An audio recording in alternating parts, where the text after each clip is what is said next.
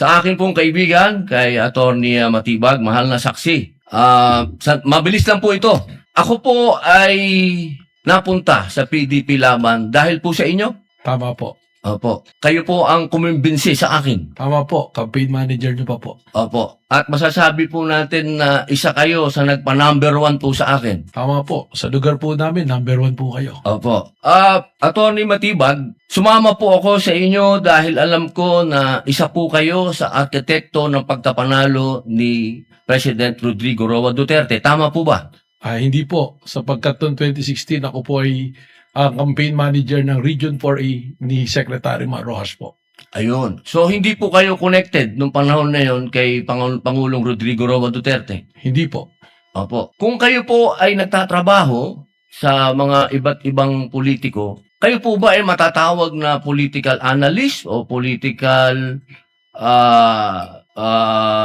ano pang tawag po doon? Yung mga nagsasagawa, nagpapatakbo ng politika ng bawat politiko? Well, maaari pong matawag na tayo ay tumutulong sa ating pinaniniwalaan na kung sino po ang dapat manungkulan sa ating bayan.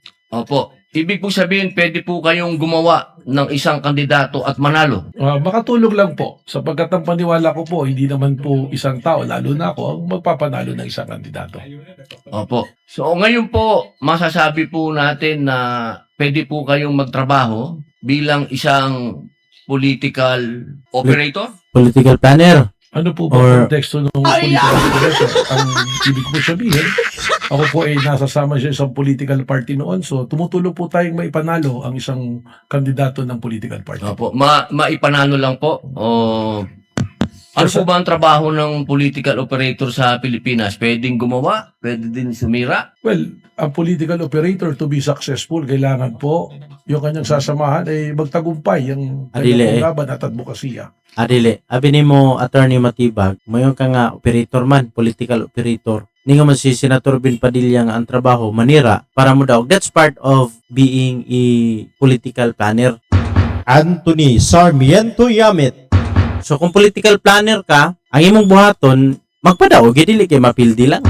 Punto de vista. So if part nga mudaog ang imuhang kandidato nga manira ka, buhaton na nimo para mudaogid ang imuhang gipili nga kandidato.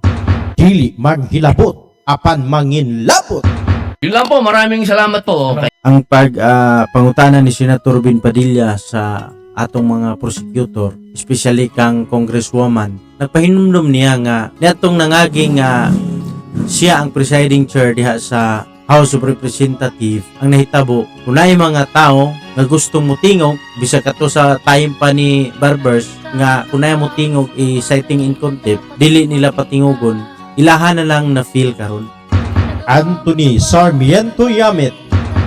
Sila gusto man gid sila nga mo argue man gid sila, pero saon man nila nga dili naman sila maoy gamhanan diha kaysa Senate naman na. Punto de vista. So nagpahinumdum ni niya nga dili sa tanang panahon naa ka diha ug dili sa tanang panahon naa ka sa taas. Usayon naon na to nga ang kalibutan gatuyok pa ni. So wala ta na sayod kung asa ta dalhon sa atong pagpaningkamot. Ang importante nga tanawon na to ang kinabagang katawhan kung unsa ang gisinggit. Kay basin baya og moingon ta nga ang gisinggit sa katawhan impeachment, pero sa tinuod lang pipilar baya pud ang nangalipay. Dili manghilabot. Apan manginlabot. Matod pa bitaw ni Congressman Irishi nga si Bibi Sara dili mo daw dili mapildi. Ang pildi ani ang mga tao man. Anthony Sarmiento Yamit.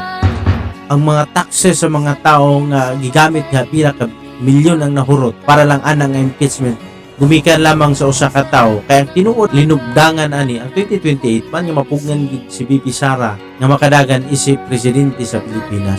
Anthony Sarmiento Yamit.